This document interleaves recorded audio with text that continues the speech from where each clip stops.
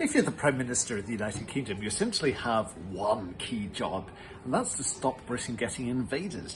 And at Prime Minister's Questions today, Kemi Badenoch was on her feet essentially accusing Sir Keir Starmer of failing woefully on that one job. She was saying that basically we have a situation where a Labour former NATO Secretary General is standing up and talking about the corrosive complacency in government and saying, where on earth is this big plan to invest in the military? Where's it gone? Mr. Speaker, he says he doesn't agree with Lord Robertson. Lord Robertson is a former Labour Defence Secretary, a former NATO Secretary General. He also said, and I quote, "We are underprepared, we are underinsured, we are under attack." He said... Order. Sorry? Yeah. I don't think it looks good, shouting somebody down at the dispatch box. Kemi Badenoch. Mr. Speaker, Lord Robertson's criticisms were of the Prime Minister, and he said Britain's national security is in peril. Our armed forces are at the end of their tether, waiting for this government to fund the Strategic Defence Review. There are still 2 weeks of the parliamentary session left. So why wouldn't the Prime Minister publish the Defence Investment Plan before then? Now, Starmer seems to be especially irritated by Kemi Badenoch at the best of times these days, but this really sent him into, it was like a strange dance move. He was throwing his finger around, pointing at the entire front bench, basically accusing them of having wanted to have jumped into the war in Iran and of having crashed the military during their 14 years in power. The military and the defence industry want to hear about what he's going to do, not him prosecuting past governments. He promised the Defence Investment Plan would be published. He promised that the Defence Investment Plan would be published last autumn. I asked him at PMQs 6 weeks ago when it would be published. He had no idea. It is now the middle of April. What's the hold-up?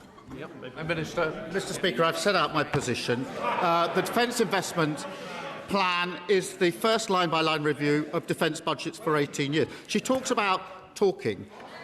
If you're going to support and make your country safe, you have to get the right calls on the big issues. She called for us to jump into the war.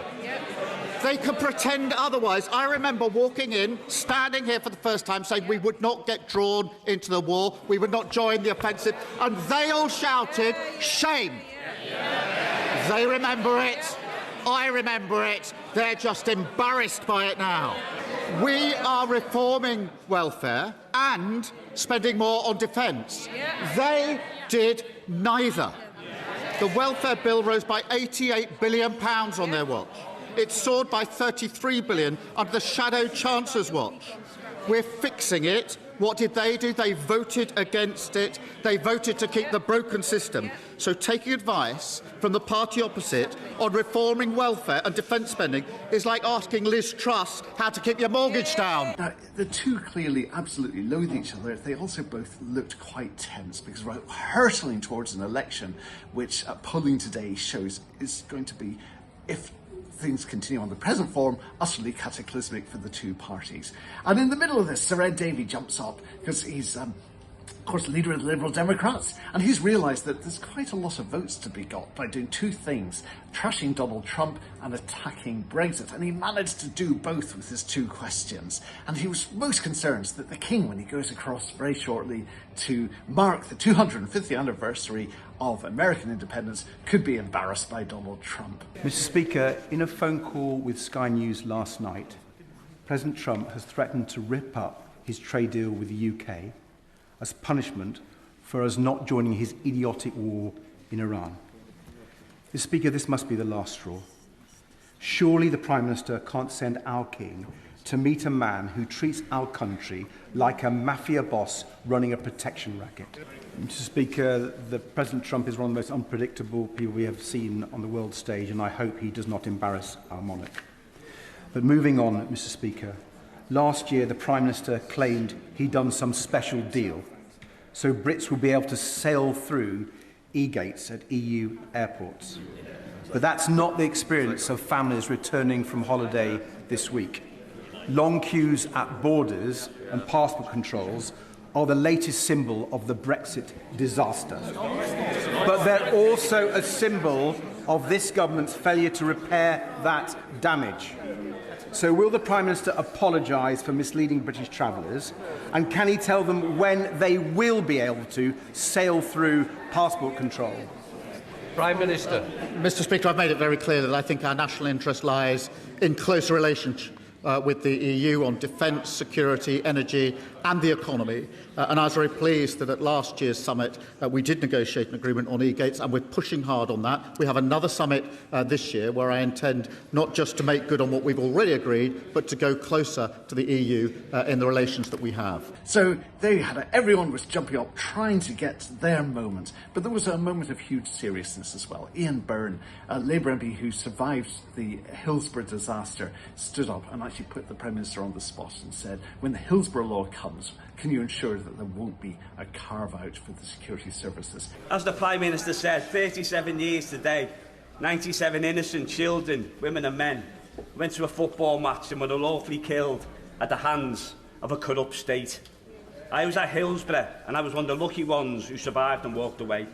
As parliamentary lead to the Hillsborough law, I stand here with a huge sense of obligation to the 97, all the families, including my constituent Debbie Matthews, every survivor and every victim of a state cover-up, who were all part of this collective campaign.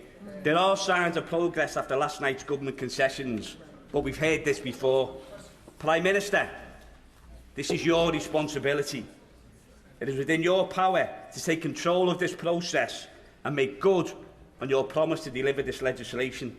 So will you commit today to ruling out any carve-out for security services and finally delivering a full Hillsborough law worthy of the name, or will they be failed by the state once again? Prime Minister. Well, I know, as my honourable friend has just said, that he himself was at Hillsborough. And can I thank him for his decades of campaigning for justice. I am personally committed to working with the families to get this bill right. It is integral that their views are heard. We're discussing this precise issue with the families, and we'll make sure that he is fully updated. I reaffirm my commitment to delivering the legislation, to ensuring the duty of candour applies to all public servants. It's a reminder that amongst the yah-boo and theatrics of Prime Minister's questions, there's a terribly serious business of running a country, which people are worrying is increasingly looking weak